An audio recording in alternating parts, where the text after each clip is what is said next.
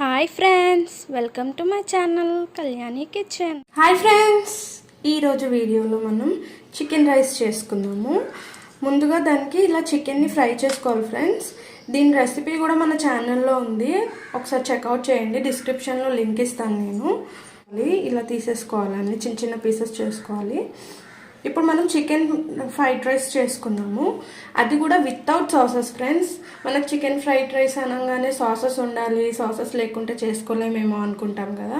Without sauces పిల్లలు కూడా చాలా బాగా తినొచ్చు, హెల్తీ కూడా. 2 టేబుల్ స్పూన్స్ ఆయిల్ వేసుకున్నాము. ఆయిల్ హీట్ ఎక్కింది, పచ్చిమిర్చి యాడ్ చేసుకున్నాం. మెయిన్ పుదీనా వేసుకోవాలి ఫ్రెండ్స్. ఈ చికెన్ ఫ్రైడ్ రైస్లో ఆనియన్స్ యాడ్ చేసుకున్నాం.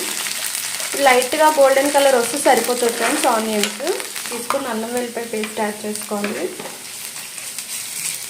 1/2 టీ స్పూన్ పసుపు, అంత కారం. మీరు ఎంత స్పైసీగా తింటారో అంత వేసుకోండి. నేను 2 టీ స్పూన్స్ వేస్తున్నాను. అలాగే 1/2 టీ స్పూన్ సాల్ట్. ఇప్పుడు మనం చికెన్ పీసెస్ వేసేసుకోవాలి. ఫ్రై చేసుకున్న చికెన్ పీసెస్ని ఇలా చిన్న చిన్న కట్ చేసుకొని వేసుకోవాలి ఫ్రెండ్స్.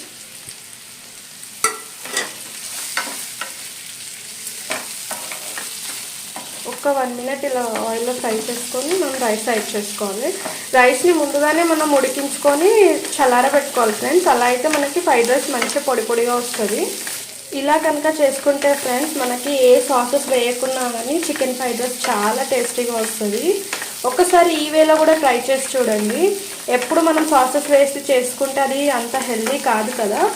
ఒకసారి ఇలా కూడా ట్రై చేయండి ఫ్రెండ్స్, చాలా టేస్టీగా ఉంటుంది.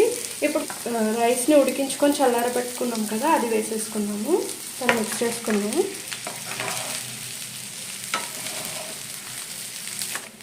ఫైనల్గా కొద్దిగా కొత్తిమీర యాడ్ చేసుకున్నాం ఫ్రెండ్స్.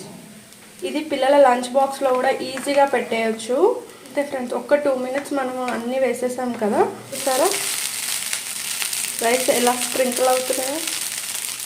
ఇలా అయ్యేంత వరకు కంపల్సరీ ఉంచుకోవాలి మనము. ఇప్పుడు మనం స్టవ్ ఆఫ్ చేసుకోవచ్చు. జంపింగ్